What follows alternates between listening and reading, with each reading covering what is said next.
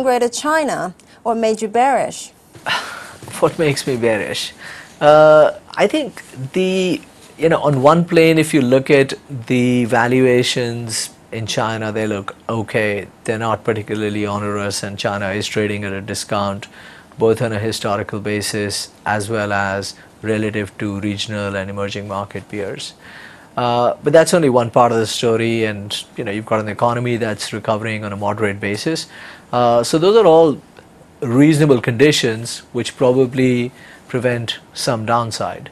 But the biggest issue is what's going to drive the upside. I think we have an economy that is burdened with overcapacity across many sectors. We have an economy that essentially is the new administration is trying to slow growth down to more sustainable levels. All that means is that earnings growth is going to remain somewhat lackluster and under pressure. Last year, after starting with a lot of optimism, earnings growth eventually came out to close to 0%.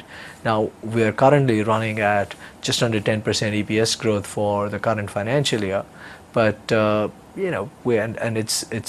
revisions have been reasonably stable, but that doesn't look very attractive on a top-down basis. So the bearishness really is lack of confidence the market has in the earnings, a slowdown, demand weakness, and overcapacity driving all of that.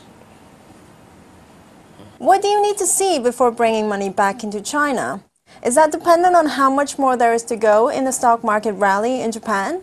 See, look, markets will have a rotational aspect, and I take a view that ultimately investors want to see growth and they want to see visibility in growth.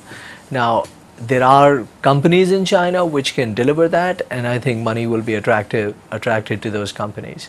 But on a broad base, on an overall macro or market basis, broad basis, I think the confidence in earnings and the visibility in earnings, especially when you have policy headwinds, that's missing.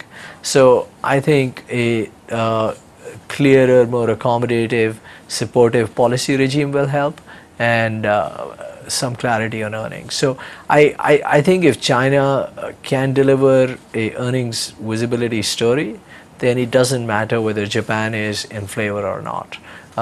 Money will find its way to growth rather than necessarily be a completely zero-sum game. There are many other markets to fund investments from. China's Q1 GDP data is out on Monday. What will that indicate?